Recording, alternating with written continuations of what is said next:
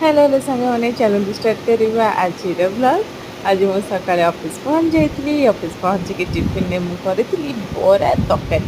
ଏମିତି ବେଳେବେଳେ ଟିକେ ମୋର ମନ ହୁଏ ବରା ତରକାରୀ ସକାଳୁ ଟିଫିନ୍ କରିବା ପାଇଁ। ଏଇଟା ଅନହେଲ୍ଦି ଅଛି, ହେଲେ ଦିନେ ଦିନେ ଚଳିବ, ଠିକ୍ ଅଛି। ତ ବରା ତରକାରୀ ମୁଁ ଖାଇ ଦେଇଥିଲି। ତାପରେ ମୁଁ ଅଫିସ୍ କାମ ସବୁ ଫିନିଶ୍ କରିଦେଇଥିଲି। ତାପରେ ମୁଁ ଘରକୁ ରିଟର୍ଣ୍ଣ କରିଥିଲି। ଘରେ ଆଜି ହେଇଥିଲା ପଖାଳ ଭାତ, ଗୋଟେ ବଡ଼ ଲେମ୍ବୁ ଚିପୁଡ଼ି ଦେଇଥିଲି, ତା ସାଙ୍ଗରେ ମିକ୍ସଚର, ଟମାଟୋ, ରସୁଣ, କଞ୍ଚା ଲଙ୍କା, ଗୋଟେ ପାଗ, ତା ସାଙ୍ଗରେ ଭଜା, ଆଉ ଗୋଟେ ଏଇ ଯେଉଁ କଳା କଳା ଜିନିଷଟା ଦେଖୁନାହାନ୍ତି, ଏଇଟା ହେଉଛି ବାଦାମ ଚୁରା। ହେଲେ ଟିକେ ଅନ୍ୟମନସ୍କରେ ଟିକେ ବାଦାମଟା ବେଶୀ ଭାଜି ହେଇଯାଇଛି, ତ ସେଥିଲାଗି ପୁରା କଳା ହେଇଯାଇଛି। ଏଇଟାକୁ ଟିକେ ଇଗ୍ନୋର କରିଦେବେ।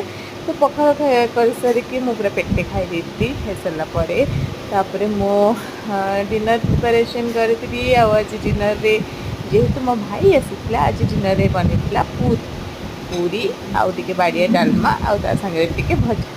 ଓ ତାକୁ ଆମେ ମିଶିକି ସବୁ ସାଙ୍ଗ ହେଇକି ଖାଇ ଦେଇଥିଲୁ। ଡିନର୍ ସରିଯାଇଥିଲା।